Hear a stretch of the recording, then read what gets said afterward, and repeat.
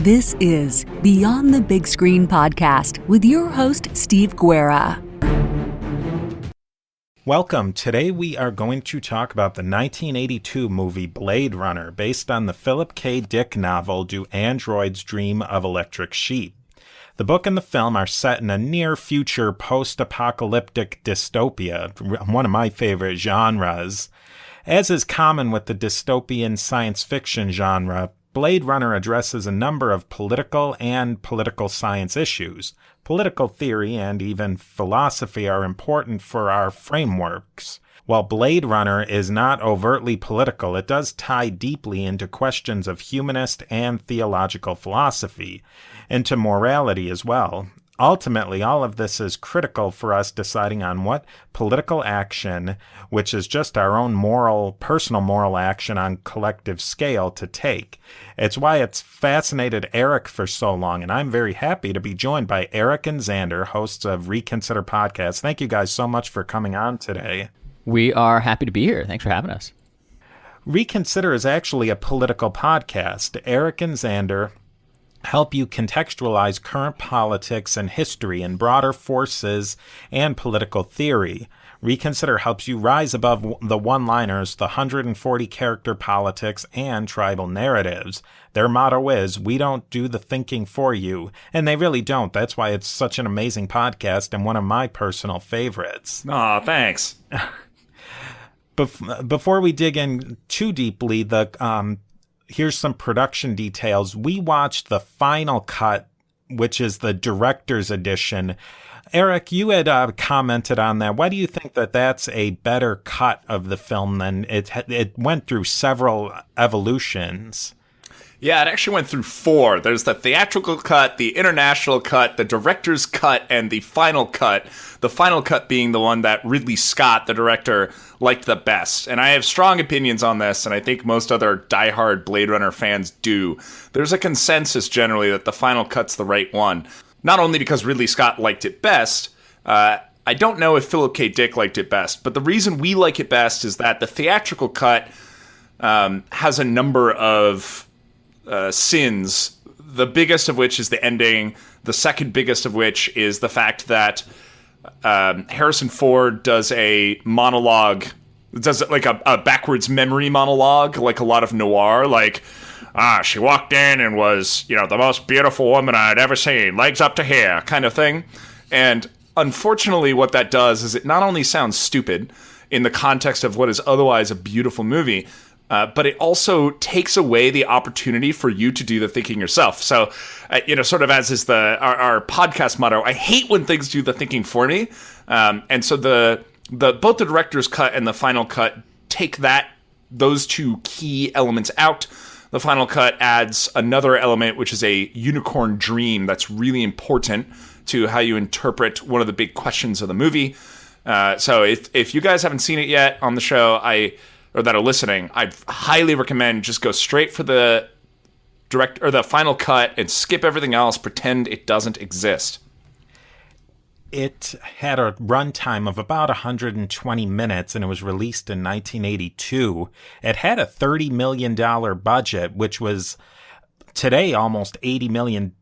So it was a huge budget, but it only brought in about $26 million its first summer. That was the summer that E.T. launched, and there was a couple other big movies, so it really wasn't a huge commercial success. For somebody who's into this movie, do you know the reason why it didn't seem to catch on at the time? I don't know the reason. There's always a lot of speculation with this stuff, right? Some of it's a self-fulfilling prophecy, and a bit of a like networking or positive negative feedback loop effect anytime you release a commercial product. However, Blade Runner really challenged a lot of norms. A lot of people thought it was going to be an action movie. It was originally in the theatrical cut advertised, and the trailers came out as if it was an action movie, and it ended up being a very slow-paced, very plotting, very grindy, methodical movie. And so it's very different from what the producers or the studio originally seemed to promise to hook people. And I think they just watched it and, action movie fans watched it and went, oh, this is garbage. I don't like it. It's not an action movie. And so they didn't tell their friends to go watch it. And so it ended up being relegated to a, sort of hardcore sci-fi or dystopia or neo-noir fan cult film. It's made a lot of money since that first summer, of course, but I think that's why it never really took off, if I had to guess. Yeah, I think it challenged the genres at the time. It didn't really fit into hardcore science fiction. It wasn't really action, especially that this is the time where Star Wars came out and Tron, Terminator. Yeah, exactly. And so it's ultimately not comparable to those, even though at first the studio tried to compare it to those. I think a lot of people are disappointed. But I think for the same reasons that it challenges that so much is why it's such a great film and something that can really teach you something in the way that Star Wars really has very little to teach you. Them's fighting words for a lot of people. Nah. What was your perspective of seeing this movie as sort of an outsider that you hadn't seen the movie before, so it wasn't as much of a cult classic to you? Yeah, I've seen this movie like 1.5 times. The first time was like a vacation weekend. I was with a bunch of folks and we turned it on and we were already, 3 beers in. And we didn't even finish the movie. So I kind of had to pick it back up again and watch it. And Eric, thank God for your movie notes, because I went on Amazon and purchased the first thing I found and then kind of flipped through the notes and realized it wasn't the final cut. So I went back and returned it and watched the final cut. Good stuff. As an outsider, or at least someone who doesn't know nearly as much about it as Eric, I was struck by how similar certain elements are to a lot more modern sci-fi that deal with consciousness and artificial intelligence. Now that 35 years after the movie, we have a much better understanding of how certain cognitive mechanisms work in the brain. And we have people out there trying to really push the envelope for how artificial intelligence works. So I've seen some modern sci-fi television and movies, and I'll bring this up at some point on this episode, that Blade Runner really seems to have a lot of common elements with, but again, it was 35 years earlier. The movie was based off of a Phillip K Dick book. Eric, you had said you've read the book. Xander, have you read the book? Unfortunately not. It was an interesting book. I believe this was the first Phillip K Dick novel that was translated into a movie. Is that right? That's my understanding, certainly. And I think he wasn't exactly ecstatic about the way it came out. No, it's a very contentious development process. Not as contentious as 2001: A Space Odyssey, which is perhaps, if I come back, the next one I want to talk about. But Dick was even more unhappy with the theatrical cut than Ridley Scott, in part because I think once you have developed a story, and Scott came in and he really changed the story significantly. It is a different story. It is based on Do Androids Dream of Electric Sheep. It is not a really direct translation of it. It's changed a lot. And so I think for that reason, Dick kind of went, what the heck? And then he saw the theatrical cut, and sort of legend has it that he walked out in the middle of it. He was just disgusted. A lot of his movies have actually been made into, or a lot of his books, rather, have been made into films lately, but he died in 1983, I believe, so he didn't really have much to say about how those other ones were translated. Now, the cast was almost, I would say, it was pretty much the perfect 80s cast. It had Harrison Ford as Rick Deckard. Looking young and sexy. Yeah, the absolute Harrison Ford at his peak. Rutger Hauer, who played Roy Batty, which he's a very different character than he was in the book. Sean Young as Rachel. Edward James Olmos as Gaff. And for those of you who aren't familiar with that name, he is the captain of the Battlestar Galactica in the newer interpretation of it. And he looks super different, except he still has the pockmarked face, which is just a great look for his character. Captain Adama! Yeah, he really, if you don't know. Yep, that's his name. If you don't know who he is, you really should know. He's great in every movie he's in. And then Emmett Walsh, who played Harry Bryant. I know I've seen him in a million 80s movies, but that name didn't necessarily come to mind. And then, of course, Daryl Hannah as Pris Stratton.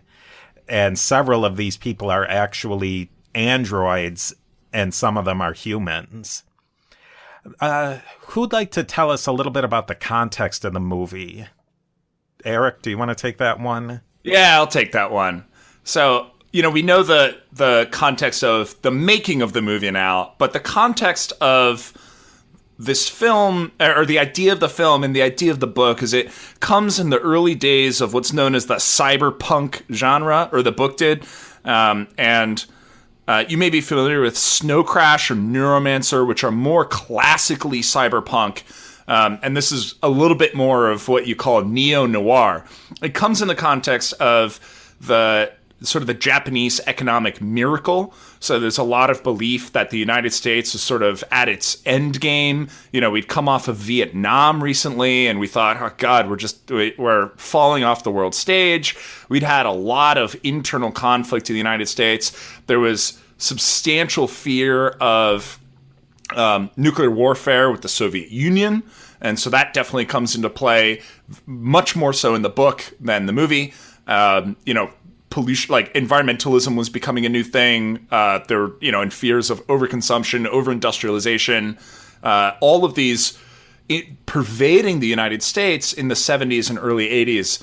There's this, for those that kind of look back with nostalgia on that time versus now, it was kind of a dark time for a lot of people, not full of a lot of hope and excitement about the future. And this reflects the mood of the time and reflects what a lot of people thought was a very possible future, even in the early to mid 2000s. So this is another way it departs from a lot of earlier sci-fi that saw the future as utopian, but with a lot of new challenges because, we're in space now, and that's a challenge. We're going to meet aliens. That's a challenge. But this is more, humanity has made a big retreat.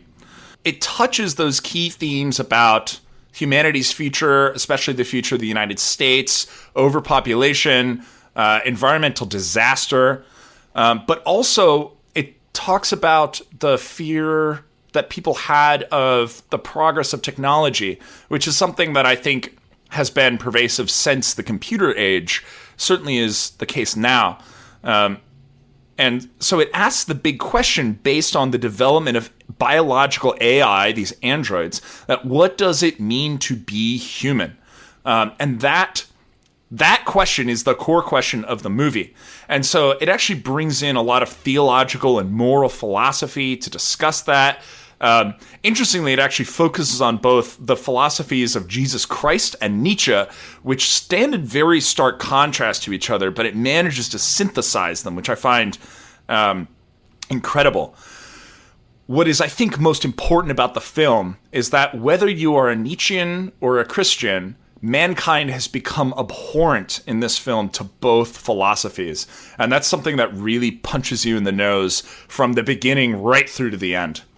Xander, what did you take away from that?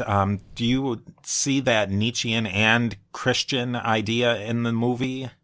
I didn't until I came back and kind of read Erik's notes on it. And I think, as it relates to some of the parts in the end and Roy being Deckard's salvation, I definitely see the Christian philosophy there.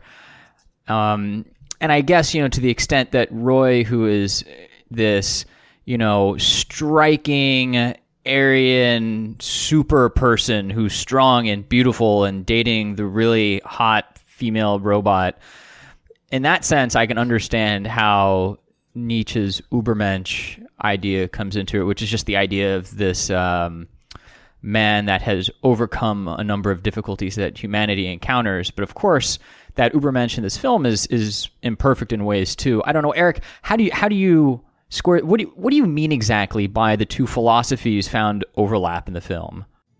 And now, a brief word from our sponsors. I see them overlapping actually in the character of Roy Batty. And we'll get to this in some of the scenes, but I see Roy as the main character of this film, much more so than Harrison Ford. Ford plays the antagonist who is highly reactive to Roy, but Roy drives the narrative.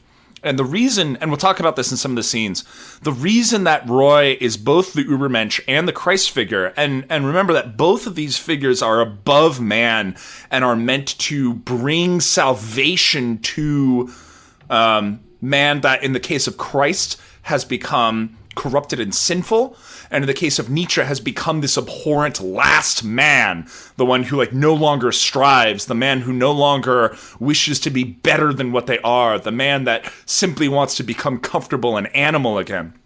And I believe that Roy is a character that is, in his quest for his own salvation from his death, he is also someone who inadvertently, and at the end, I think intentionally, attempts to bring salvation to mankind through enlightening them about what they've become, and what sort of the androids, or you could call them transhumans, have become, and to see how the empathy in mankind has been obliterated, and that the striving to become better in mankind has been obliterated. So that's how I see him occupying both roles. We should probably say quickly that there are androids in the film, and that what is the place of the android in this society? They are slaves. So they are seen as machines that happen to have human-like qualities. One quality that has been intentionally undesigned out of the android in the development of their minds is empathy. And this is the thing that humans believe makes humans human. And so when you take empathy out of the equation, the idea is that they're just these robotic, that they're essentially robots that happen to be biological. And we're fine with making robots do stuff, right? If we, the robots running around at Amazon's factories, we don't go oh, we've enslaved them. No, they're just tools. And the androids are seen as tools. This gets complicated with the development of the Nexus 6, which is the androids that we're dealing with. They're the most modern ones. And to better work together with humans on the mining facilities, the military facilities and stuff like that, they're given memories and personalities so that they sort of get out of the uncanny valley and into something that humans can relate to. And the fact that the Nexus 6s were created like that, we'll see, actually makes them into highly empathetic characters that are indistinguishable from humans when we meet them. But they are still treated like slaves, still treated like tools. And the fact that they are treated like slaves and tools is what causes the ultimately 4 that we see androids in the film to rebel and come back to Earth where they are not allowed. That's where Rick Deckard, the Harrison Ford's character, what's his role in the movie? He's the Blade Runner. You're welcome. I'm here all day. And what is a Blade Runner do? Yeah, I mean, Eric, you can correct me if I'm getting the details here wrong, but basically, as I understood it, there was some sort of rebellion of these androids. I don't know if they were the Nexus 6 model, on some outcropping of human civilization, either in the solar system or galaxy or something, and they had to put a team together of people to go put down this rebellion. And the people who went to put down this rebellion, they were called Blade Runners. Yeah, the initial Blade Runners all died, actually, that went after these guys. And Harrison Ford was brought out of retirement because he's the best Blade Runner, and he's been very successful before. So his job is to be a detective and an executioner at once. So he's supposed to track the 4 down that have made it to Earth and eliminate them. And this is called, in the movie, retirement. So he is supposed to retire them by destroying them. The first scene in the movie, or one of the very first scenes, is this bleak scene of the city, which is presumably Los Angeles. Set the scene a little bit, because they paint a very bleak picture. what were they getting across there, and what were some of the things that you were able to pick out from it? Maybe we'll start with Erik, and then Xander jump in with some of your thoughts. There's two big things that you see immediately that are sort of thrown right in your face. One of them is, three actually. One of them is the environmental degradation that has occurred on Earth, or at least the Los Angeles area. It's kind of always dark, it's cloudy, it's always raining, it's covered in pollutants. This is caused by over-industrialization. So as the camera pans across the city, it's a black sprawl of tightly packed buildings that are, it seems, all painted dark, drab colors. And there are dozens of refineries all around that you can see letting off flares that look like these fiery explosions. So it's a bit of a hell, like a truly hellscape. And this stands in contrast to highly colorful advertising of Japanese geisha-looking women who seem to be advertising mostly pills. We don't know what the pills do. They might be drugs, recreational drugs. They might be like health pills of some sort that are meant to make you look beautiful. We're not sure, but we see that consumerism, so the third thing, has become rampant as well. And the result of this is that you have these advertising balloons floating around, advertising the off-world colonies where there's space, there's green, it's nice, you can get a new start and a new home away from Earth. And so the implication is that Earth blows. Yeah, I mean, that's not so much my experience of Los Angeles right now. It's actually, LA's gotten a lot better over the last 15 years. It's where I live. That has nothing to do with the movie, but I think this is sort of it's like Erik said a little while ago, there's two ways sci-fi tends to take things, and there's reasons for both. Either perfect, utopian, everything is perfect in the future, or this hellscape where some sort of flaw in human nature has led to a massive degradation in the quality of life and mankind's ability to live prosperously on Earth. And I mean, the reason for that is sci-fi is usually a genre that is directed to ask really difficult questions about the direction that mankind is on, the path that we're on and where we're going. And so hyperbole is an effective tool for that. And maybe it won't be hyperbole at some point, but subtlety is more difficult. It's more difficult to use subtlety to bring out these stark questions that sci-fi is often trying to ask. One of the next scenes, maybe we'll skip forward, we'll jump around a little bit, was one of the other Blade Runners. His name was Holden. He's administering this assessment, the Voight-Kampff, to one of the androids. What was the purpose of this Voight-Kampff? You talked a little bit about empathy. What does the android figure something out in this scene? And we learn a little bit something about this metaphor that they use of the red eye. So the Voight-Kampff test, what it does is it's this very inhuman-looking machine that goes like, and then puts a camera on the eye that's looking for subtle variances in emotional response that manifest physically. So like sweating, blinking, blushing, eye twitching, stuff like that. And it looks directly into the eye. And eyes are a big thing in this movie. So what's happening is that the Blade Runner is administering this Voight-Kampff test by looking at the eye and asking these weird questions, such as you're in a desert and you decide to turn over a turtle that's in the desert onto its back and walk away. Why would you do this? Also, like, tell me about your mother, stuff like that. And the Leon, who's the replicant or the android that's getting the test, you see a couple things with him. One, he's highly resistant to the test because he knows what it is. He knows that they are trying to root him out as an android. And recently he joined the Tyrell Corporation as some sort of minor figure. And we'll talk about why he's going for the Tyrell Corporation later. But the first thing you see is that there's this like red shine around his iris, which is great special effects for the time. And you see that a lot in things that are biologically designed. It's a flaw in the eye that that Tyrell, who's the CEO of Tyrell Corp, actually talks about. And for us as the viewer, it's a dead giveaway that something is artificially manufactured. But Leon also figures out that he's not going to pass this test. And so he just pulls out a gun and blows the Blade Runner away and escapes. Effective solution. Yeah.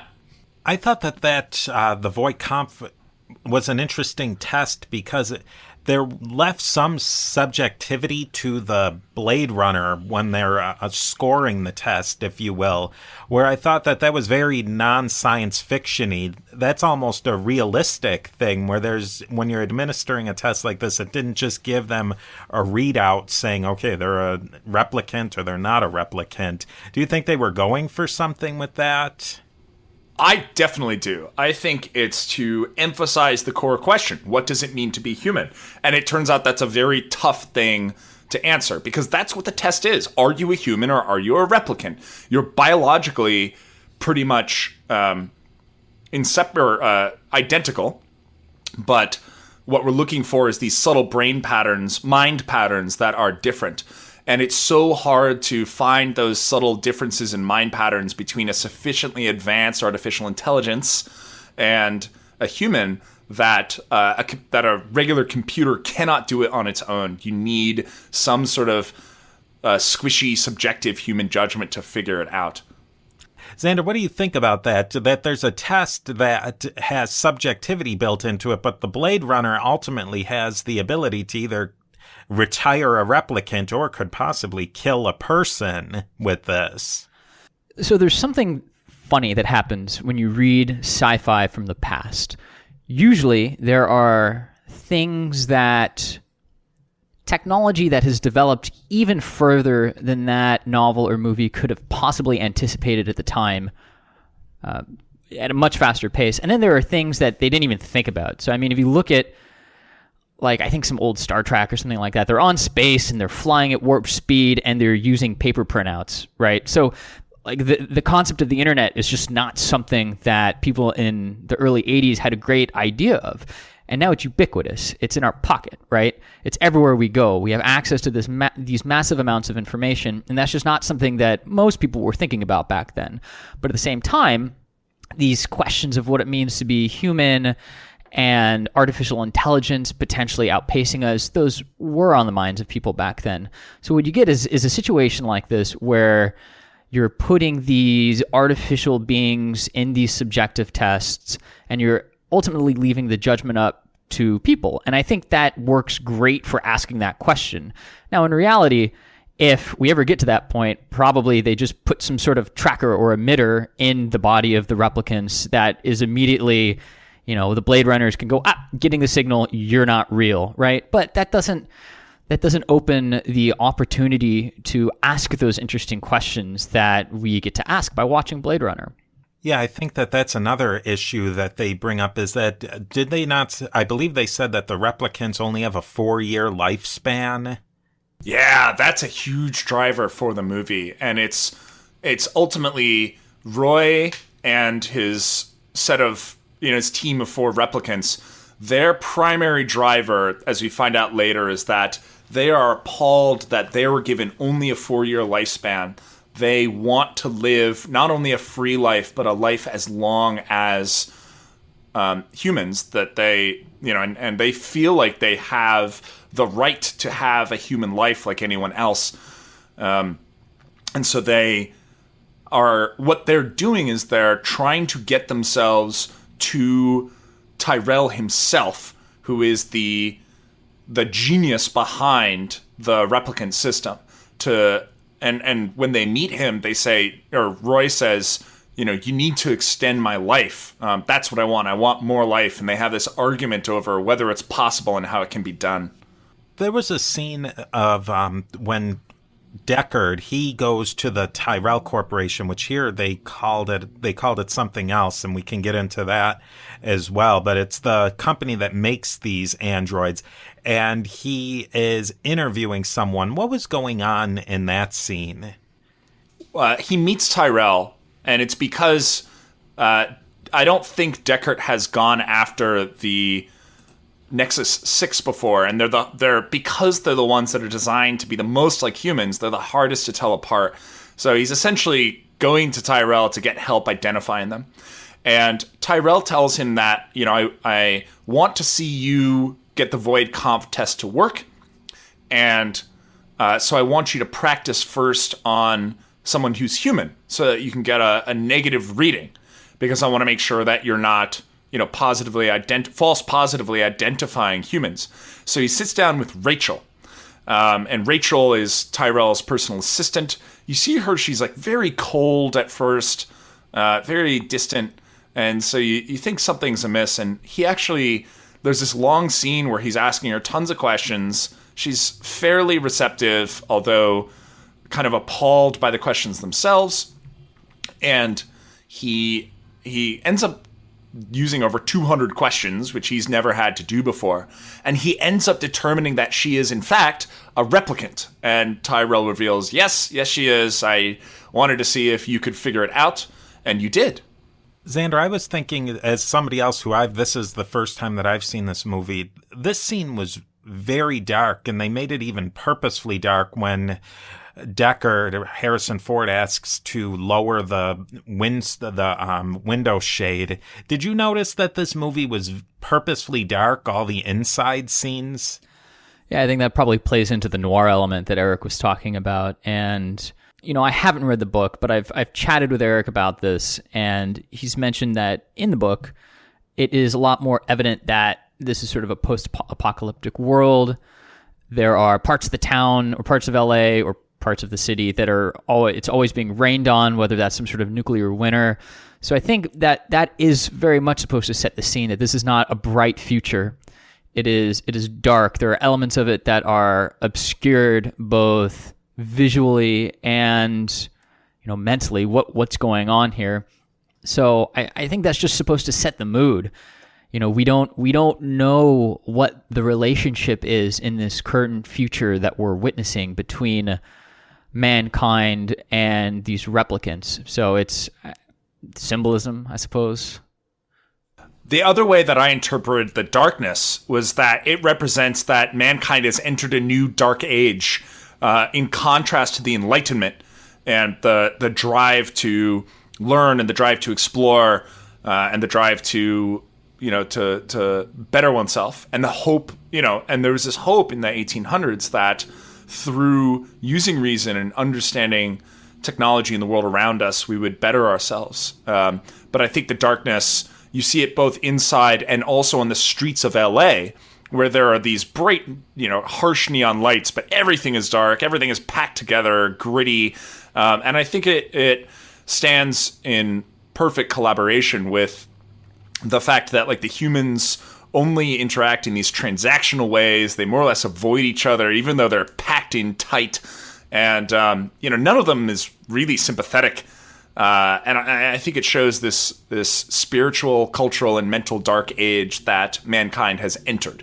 Before we move on from this scene, I think it's interesting to note that they speak a lot about the corporation, and we know that the bounty hunters are some way tied into the government, but they don't really flesh out what exactly the role of the government is in this post-apocalyptic future.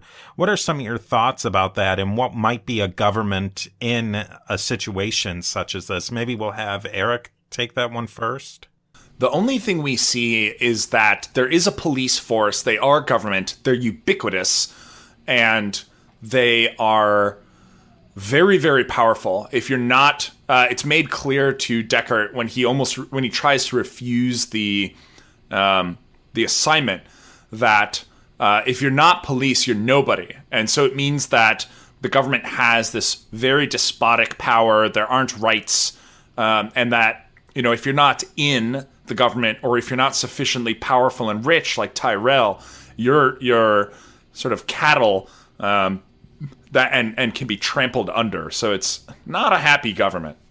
That's interesting. I actually picked up something a little different, but I think it fits with what you just said, Erik, which is a theme that I've seen in a lot of sci-fi, which is the future in which private industry or private corporations have become so powerful that they are effectively able to challenge the position of sitting governments. So no longer do you have a government that sits over a nation state that controls the rules by which different companies are playing. You have the companies so powerful that they're often setting the rules for the government. And because they're fearful of popular uprising, maybe that government becomes despotic. But I picked up the book that you recommended, Ember Wars. I'm on the second book right now, and there's a similar thing going on there, although not exactly, and I won't give out the details, right? But in the case of Blade Runner, you have this Tyrell Corporation that is so powerful that it has created essentially a new form of life, and that form of life is challenging the government. So even though the government is despotic and it means everything to be a police officer, and if you're not, you're nothing, there's still private industry that has grown so powerful that it's overcome the ability of the government to effectively, or at least entirely, govern its administrative area. Rick learns a lot from this interview with Rachel. He gets his first assignment, or the first Andy that he's going to go after, is in this really rough and tumble place that's a replicant who's almost as an exotic dancer. Maybe Erik set up that scene for us, and then we can talk a little bit about the themes, because it was a disturbing scene. Oh, yeah. So Deckard ends up going to Leon's house first. So Leon was the employee who blew away the Blade Runner when he was being interviewed, and he's on the run. But of course, they knew where his address was. So he goes and he finds this scale, a scale of a like fish or lizard-like creature, and he ends up taking it out on the streets. And it's clear that Deckard kind of knows how to get around in the gray market, and he gets it analyzed. He finds out who the manufacturer was, and he goes to the manufacturer, and you say manufacturer, and it turns out that all of the life we see, and the only things, or all of the animals we see, and we only see three kinds of animals: snakes, an owl that's in Tyrell's place, and like a donkey being led through the streets at some point. The donkey's ambiguous, but it's clear that the snakes and the owl are manufactured. It seems that animal life has been destroyed. And then he goes... he finds out who the guy sold the snake to, and he goes to this like really seedy place, again packed with people, very debaucherous, and our first replicant is an exotic dancer that seems to be doing she's naked on stage, and she seems to be doing some pretty lewd and perverted things with the snake. That's off scene, but you hear everyone go like "Ugh!"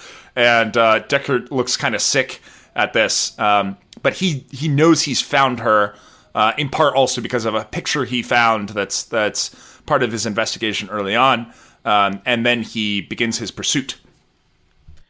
The snake metaphor is pretty obvious there, what they're going with that. Xander, how do you think that translates into the modern day? Because I think that they were going for something very shocking, but is that something that's so unusual that people are drawn towards shocking material? No one is drawn towards anything that's shocking, and that's why porn does not exist on the internet. Yeah, that's something that's really, it's come to fruition nowadays, that we have a technology that insulates people from other people, and in this future, people are insulated from each other. Do you think that's somehow that's something that they're going for there? I mean, it's one of these situations where sci-fi gets a lot right about the future and it misses some things entirely. I mean, Erik, you say that Deckard uses his photograph that he found. Do you remember the last time holding a physical photograph? I mean, they don't exist anymore, right? And similarly, if you want to watch lewd stuff, it's available for you. I mean, what is the first rule of the internet? If you can think about it, it exists there somewhere. The difference is, instead of going and watching these lewd things being done in public surrounded by these strangers, you just sit at home in isolation and do it. So I think it definitely got something right about human nature. It just missed the development of it and how those odd experiences are consumed by people now. Yeah, you can almost use social media as the allegory of these people packed together, where you're sort of like surrounded by other humans and yet completely alone. And so despite this being a lewd and perverted thing, it has zero intimacy at all. It is completely, biological, and, to that end, shocking. And if it was done, in private with someone that you had a human connection to, it would be, it'd be bizarre but intimate. But because it's like this public thing where there's all these people that don't know each other or care about each other, it loses all intimacy and it loses all of those things that we think of as, humans as social animals. And now, a brief word from our sponsors. The next phase of the movie, it jumps more into, it's more Roy-centric at that point. And there's this scene where Roy, well, first, maybe we can talk a little bit about Roy with the other character of Chew. One of the early scenes is Roy, after Leon fails in his attempt to infiltrate the Tyrell Corporation, what they do is they find someone who works for the Tyrell Corporation who is named Chew. And Chew is a Cantonese name. And it's clear that on the streets of LA, there's a lot of Japanese and a lot of Cantonese people, which implies some of the sort of East Asia takeover that was a popular thought at the time. But they go to Chew. His English is not so good, and he works in this really cold environment where he's manufacturing artificial eyes. So we find out that Chew made Roy's eyes, and he actually knows he knows his own work when he sees it. And so they interrogate Chew to find out sort of where's the next step that they can take to get closer to Tyrell. And he reveals that it's this guy named J.F. Sebastian. But one of the interesting things is that Roy is very detached from all these humans, and he sees himself as better than them. He's been off world for years, so he's seen some amazing stuff. And he says to Chew, if only you could see what I've seen through your eyes. And yet Chew had made those eyes. They were Chew's eyes. So, and so he's very clearly saying in this scene that one's sense of self is based on what you experience. And in this case, that self identity as experience is in contrast to one's genetic makeup, which, of course, for the replicants is subtly different from humans. So Roy is staking a claim that he's a person, even if he's not a full human. Let me throw in some political stuff here real quick. So this fear in the early 80s of the Japanese takeover, I think is a great example of how the current political situation or political economic situation can be completely and utterly misread. Because at the time, it was this Japanese explosion. They were becoming a major economic power, one of the largest economies in the world. And if you're familiar with this history, it just completely collapsed at the end of the 80s and early 90s. And this is not something that couldn't be witnessed at the time, because basically what was happening was these massive Japanese companies, for a number of reasons, were being supported in one way or another with basically government subsidized debt. So they were growing and exporting more and competing with American industries and driving business, American industry, kind of in the corner. People were losing jobs, but this was all happening at the expense of profitability for those Japanese countries. And that's kind of where it all came back to roost, and why you're seeing still today, two decades later, a relatively stagnant Japanese economy.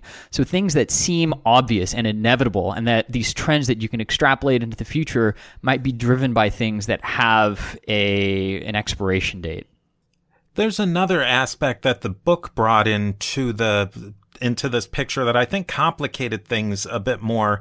In the movie, the actor was named William Sanderson, but they called him J.F. Sebastian, and he was kind of in the movie just a vehicle to get Roy to meet Tyrell. But in the book, he had a much bigger role. And in the book, they called them specials, but they were people of lower intellect that were considered outside of the society, and they were almost underneath androids in the society. What was that complication?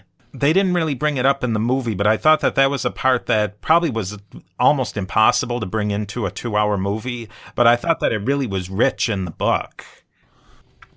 what it clearly implies is that there's a class stratification based on a lot of genetic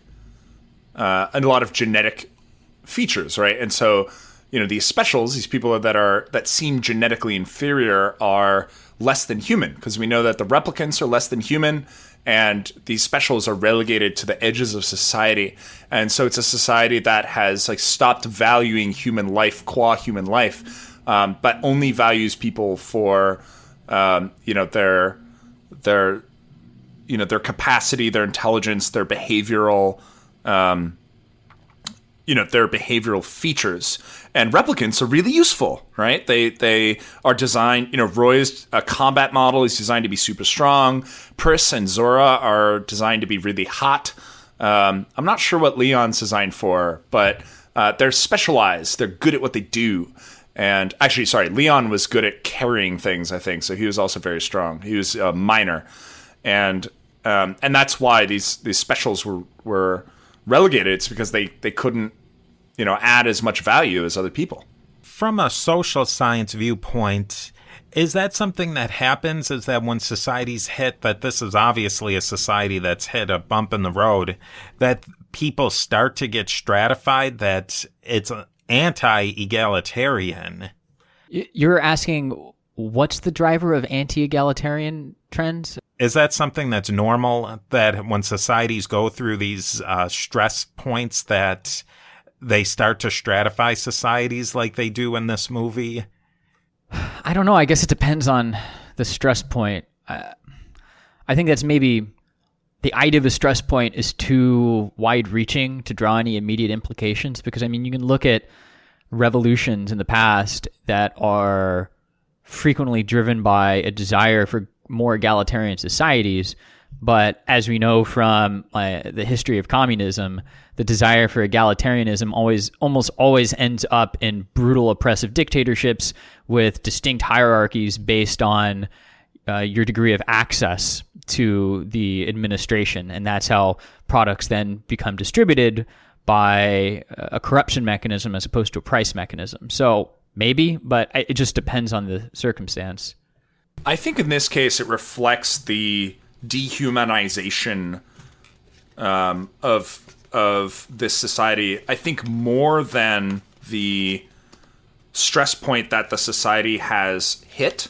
And it's possible that the stress has led to the dehumanization, in which, just because society is just trying to cling on, there's little hope of advancement, there's little hope of living a life beyond mere survival, and these temporary pleasures that you can have that are abundant in this society, but it's pretty clear that most people can't afford them. And so, I think that when society gets sufficiently rough that suddenly humans have to, sort of act like animals to survive, they start treating each other like animals. You're like, oh, you're a useless animal. Now, of course, when we think of a lot of impoverished societies, there's still these very strong family ties. We think of, for example, of the steppe nomads of around ancient China that were extremely egalitarian, but it seems to be a combination of societal stress and hierarchy, like a hierarchical government or organization system that causes people to be dehumanized. And I think in this society, people don't depend on each other to survive. There may be some form of basic income or subsistence or welfare. So what you've done is, instead of social networks providing the support people need, you just have this kind of faceless organizational system handing out, doling out subsistence level income or goods to people. And I think that when the need for social systems breaks down because it's been replaced by this, mechanized society, then people become less social. Thank you for listening to Beyond the Big Screen podcast. Of course, a big thanks goes out to Eric and Xander of the incredible podcast Reconsider. Links to learn more about Reconsider can be found at reconsidermedia.com or in the show notes. This is part one of what is going to be a two-part episode on Blade Runner from 1982. The next episode after that, I'll have Erik from Reconsider back on to talk about the newly released Blade Runner 2049. Send in your questions and comments because we can also have a show that discusses both movies together, and we are definitely in the plans to do that sort of episode. So questions, comments, feedback on the show, something you'd like to learn a little bit more about, definitely, or your impressions of the movie, we'd love to hear it. And you can send in that feedback about these episodes and learn more about Beyond the Big Screen, see show notes, and connect to the social media at a2zhistorypage.com. I'd love to hear those questions, comments, and feedback. We can talk movies, and I would definitely like to hear your idea for future show episode topics or interesting guests that you might think might fit well in the show.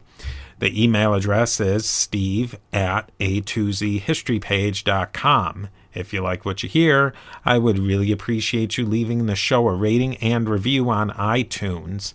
Ratings and reviews help me make the show better, and iTunes reviews also let other people find out more about the show. I very much appreciate you listening, and we'll see you next time beyond the big screen.